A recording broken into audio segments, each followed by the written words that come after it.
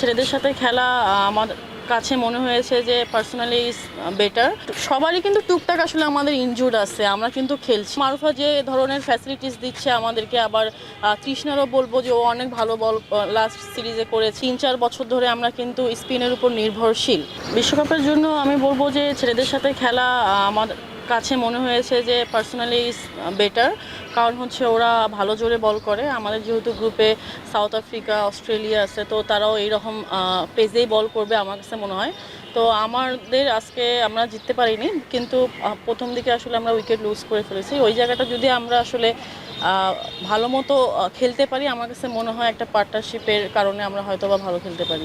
ঘাটতির জায়গা বলতে যেহেতু আমরা স্পিনার বেশি মানে খেলাই, আর তারপরও আপনি দেখবেন যে লাস্ট 3-4 বছর ধরে আমরা কিন্তু স্পিনের উপর নির্ভরশীল। তো নর্মালি হুট করেই যে একজনকে বিবেচনা করব, আমার কাছে মনে হয় ওই ওয়েদারে আসলে হ্যাঁ দরকার হয়তো বা 2টা পেস বলার একসাথে খেলানোর, বাট তারপরও মারুফা যে ধরনের ফ্যাসিলিটিস দিচ্ছে আমাদেরকে, আবার তৃষ্ণারও বলবো যে ও অনেক ভালো বল লাস্ট সিরিজে করেছে, আবার আজকে ও অনেক ভালো বল করছে। তো আমার কাছে মনে হয় এরা দুইজন খেললেও আমাদের কিছু আশা করা যায় ওই উইকেটে। যেহেতু স্কটল্যান্ডে খেলা, আমার কাছে মনে হয় যে ইংল্যান্ডের কাছাকাছি দেশ হওয়াতে আমরা আসলে ওয়েদার আর পিচের কন্ডিশনটা বুঝতে পারবো।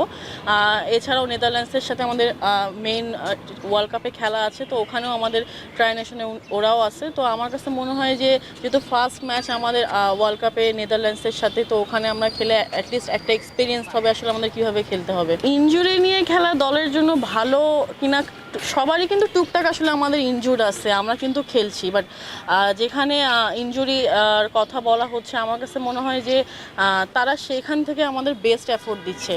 যদিও বা ইনজুরি থেকে থাকে, যেমন নাহিদাপুর কন্ডিশন যদি বলি, উনি কিন্তু মাঠে কখনোই এমন ফিল আমাদেরকে করেনি যে ওনার ইনজুর্ড আছে।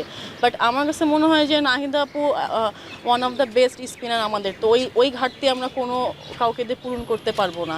সেম জ্যোতি আপু আমাদের ক্যাপ্টেন, তো ওনার ঘাটতি আমরা কাউকে দিয়েই পূরণ করতে পারবো না। তো আমার কাছে মনে হয় ওনারা মাঠে কখনোই শো করে না যে ওনাদের ইনজুরিটা, হয়তো বা বাহিরে আমারও ইনজুরি আছে, আরও অনেকেরই আছে।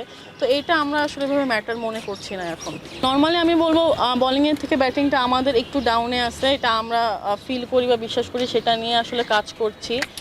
লাস্ট ম্যাচগুলো আপনি দেখবেন যে আসলে চেস করার আমাদের ক্ষমতা কতটুকু, সেটাও আমরা আসলে দেখেছি শ্রীলঙ্কাতে। তো আমাদের মনে হয় যে আমরা আমাদের মধ্যে যেটা আসলে সুবিধা হয় ব্যাটিং ইউনিটে, সেটা করার ট্রাই করবো। যদি সেটা প্রথমে ব্যাটিং হয়ে আমরা একটা রিল্যাক্সে ব্যাটিং করে একটা ভালো টোটাল দিতে পারি, তারপর বলিংয়ের উপর ডিপেন্ড করে আসলে ম্যাচটা জিততে পারি, আমরা হয়তো বা সেই দিকেও যেতে পারি।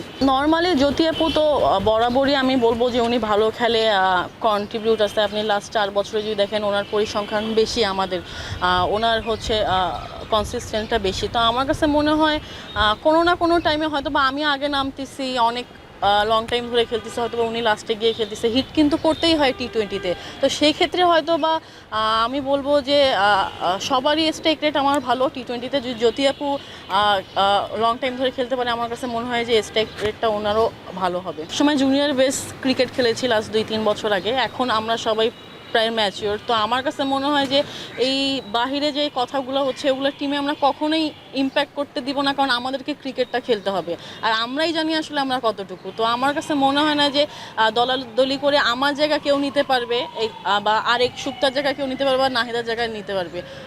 এই রিপ্লেসমেন্টগুলো আমার মনে হয় না দলাদলি করে হয় কখনো।